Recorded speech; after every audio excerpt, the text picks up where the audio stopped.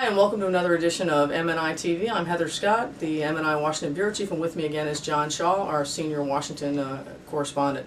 And John, we're here again. The fiscal cliff is over. We sort of averted the cliff.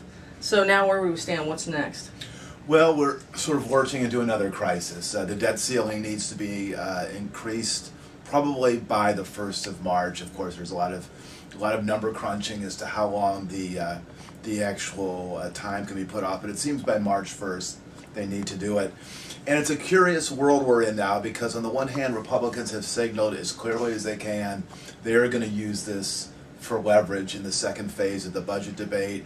They believe that they need to get big spending savings in place to get the country's fiscal position in better health. The president also has said repeatedly that he is not going to negotiate on the debt ceiling, and I think everyone on Capitol Hill is sort of trying to figure out what that actually means, because it's been understood that this was the Republicans' primary leverage, and for the president to say that he's not going to engage on that, it's hard to know where he's coming. There's been thoughts about is there some kind of special powers he might be invoking, or is he just assuming that the business community will put so much pressure on the Republicans not to disrupt the financial markets that they will pressure the Republicans into backing down. So it's unclear how it's going to be coming into focus in the next couple of weeks. Now, we had a battle over the debt ceiling last year that was very damaging and led to the downgrade of the U.S. sovereign debt rating. That, you would think, had put a lot of pressure already on the Republicans.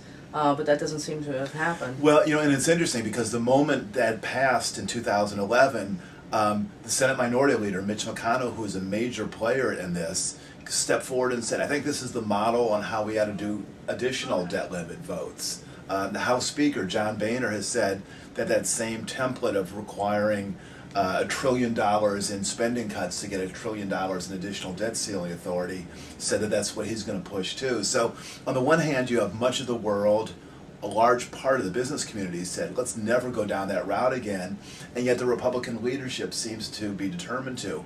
But again, I think they believe that that's literally their only leverage here. The tax issue has been to some extent taken off the table, and this is the one thing that they think that they may be able to use to push the Obama administration into making some concessions on entitlement spending that they just don't want to make. Well, now the Obama administration did say, in the lead up to the fiscal cliff, that they wanted to agree to some spending cuts. But is there any sense that there's some negotiations on that front, or are we just waiting again to the last minute? I mean, I think the president has signaled that there are some entitlement savings that he can accept, including some ones that maybe the Democratic base doesn't love. Shifting to the chain CPI. He's also indicated that there's some Medicare savings that he could be willing to accept. So, and again, we've had these budget talks going on for so long that there are lots of basically agreed savings that can be used from. But this seems as much a political stalemate as anything else. No one really wants to lead first on this. The president, I think, is feeling very strong after getting reelected and doesn't want to be seen as being sort of shoved into accepting things that he doesn't want to accept.